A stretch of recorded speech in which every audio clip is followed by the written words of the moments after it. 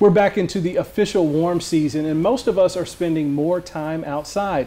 And while that can be a lot of fun, we should still pay attention to possible hazards in our surroundings. Today we have Dr. Michalakis, internal medicine physician resident from Piedmont Macon, in the studio to talk about the real dangers that can come from ticks and snakes. I know a lot of people hear about ticks and snakes and they're like, I don't want to have any parts of them. What are some of the dangers that come with ticks this time of year we need to be on the lookout for? Of course, that's an excellent question, Brandon. So with ticks, you need to be wary of them because they carry lots of diseases. Here in the middle Georgia, Macon area, we have deer ticks, which is also called the black-legged tick. That's the same tick that spreads Lyme disease. Now, while it's not as prevalent as in the Northeast, where up to 50% of the ticks can carry Lyme disease, down here in the South, you can see any prevalence rate of 1 to 5%. And of course, with Lyme disease, you know that there's the rash, a bullseye rash, and fever, chills, and other flu-like symptoms. Other ticks to be mindful about are dog ticks, which can spread Rocky Mountain spotted fever. And that one starts as a rash on the extremities and then goes towards the center of your body. There's other ticks called the Lone Star tick, and it gets its name from the female tick having a star-shaped pattern, a white star shape on the back. That causes alpha-gal syndrome, which is that meat allergy that you may hear about in the news lately.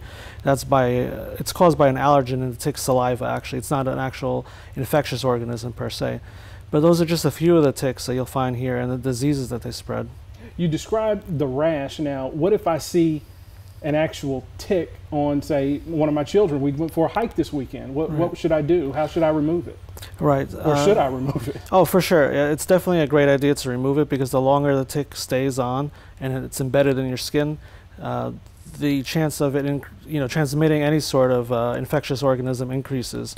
Now, it's important not to panic or be too alarmed, but what you can do is remove it. And the way to remove it is taking some fine-tipped tweezers. You can sterilize them beforehand with some alcohol if you'd like, but the key is to grasp the tick, the body of the tick, and then pull gently in an upward direction and with a steady motion. You don't want to twist or turn while you're removing the tick because that can allow some of the mouth parts to be remain embedded, and that could lead to an infection at the site. So don't be squeamish, be confident, Yes. Firm removal. I don't necessarily have to go straight to the emergency room or anything like that. No, and that's definitely not necessary. We don't want to inundate the emergency rooms or the urgent cares with this. And as a matter of fact, you don't need to seek care unless you start seeing symptoms. And symptoms may start developing in 3 to 30 days after the bite. It is a good idea to take a good look at the tick. You can take a picture of it. Nowadays, phones have a macro feature, so you can zoom in quite nicely and get all the details of the tick, just for identification purposes in case any rash or other symptoms do develop. Yeah, ticks can be kind of scary to me because you've really got to be on the lookout for them. But let's talk about snakes. So Sure. Handful of poisonous snakes in Georgia. What should we do if somebody suffers a venomous snake bite? What should we be on the lookout for? Of course. I do want to preface this question with saying that snakes are usually harmless, even the venomous ones, and they're more scared of us than we really are of them, although sometimes that may not be true.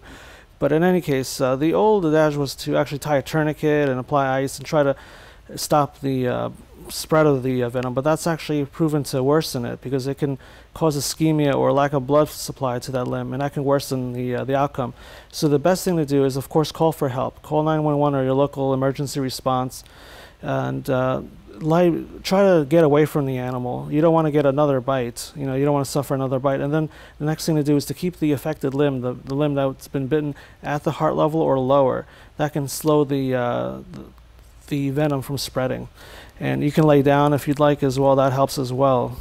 The big thing is prevention and pay attention, though, with both of those. Right. Being aware of your surroundings. If you're going to be hiking in an area that is overgrown with a lot of brush, just be mindful that you may encounter a snake.